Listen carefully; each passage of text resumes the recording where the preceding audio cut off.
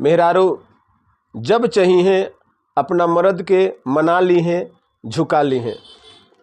ऐसने मेहरारू एगो अपना मर्द से कहता रही कि राजा जी रउआ बाजार जाता नहीं, एगो काम रउआ हमार कर देहब। वो कौन काम बा? बस हमरा खातिर एगो चुनरी रउआ लेके जरूर आइब। मेहरारूआ कहता रही का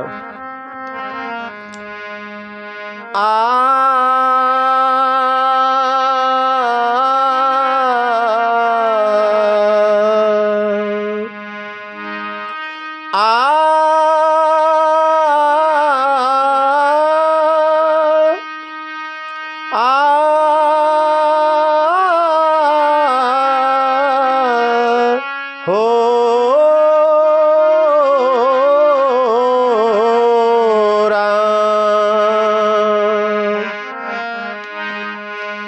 कहतरी अपना राजा जी से कि ले ले राजा जी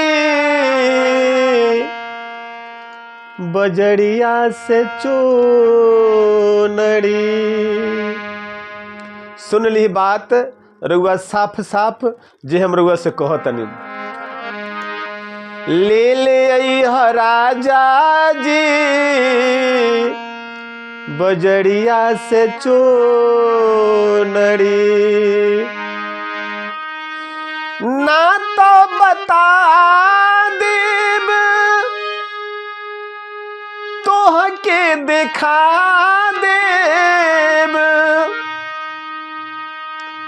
ना तो बता देब तोह के दिखा देब। अरे सेजड़िया पयंगुड़ी ले ले राजा जी बजड़िया से चोनड़ी। ले ले हसैया जी बजड़िया से चोनड़ी।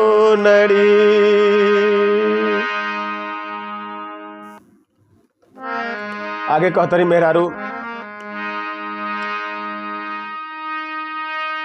चम चम चम के सितारा चारू ओरिया। ए राजा जी ऐसन रउआ लायम चुनरी कि जौना चुनरी के चारों तरफ से सितारा लागल होखे, जेकरा के देख के चंदा भी चांद के अजोड़िया भी लजा जाए। चम चम चम केला चांद के सितारा चारू ओरिया, देख के लजा जाए चांद के अजोरिया।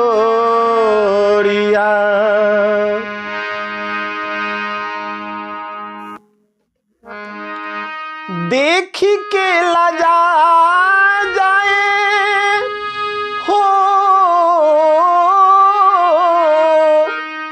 देख के लजा जाए मर के केहूनिया। अरे चांद के अजोड़िया ले ले राजा जी बजड़िया से चोनड़ी। ले ले राजा जी बजड़िया से चोनड़ी। आगे कहतरी मेहरारू मोरनी के पाख जैसन फूल बनवा दिहा, आकाश के तितली जैसन रंग भरवा दिहा।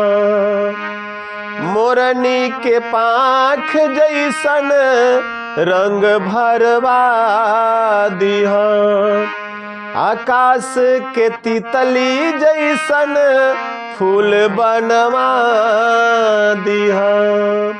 मेहरारू के बड़ा शौक बा चुनरी ओढ़ के जाए के, नैहर सासुर घूमे के, शादी ब्याह पूजा पाठ में घूमे के। वे अपन भाव औरतिया अपना मर्द से व्यक्त करतरी, कहतरी बबुआ, ओढ़ी त झूम उठे होठवा प बात उठे, ओढ़ी त झूम उठे हो, अरे बिजुड़ी के बसुड़िया ले ले अइह राजा जी, बजड़िया से चुनरी ले ले अइह राजा जी, बजड़िया से चुनरी, ना तो बतला दे हम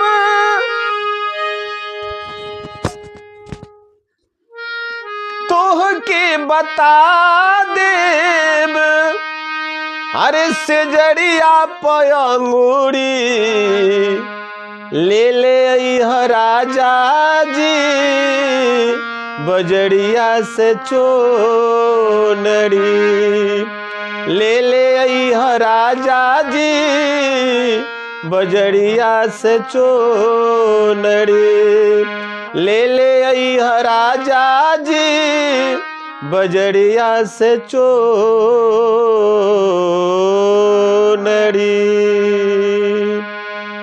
एक लाइक सब्सक्राइब मेरा अधिकार बनता है आपसे।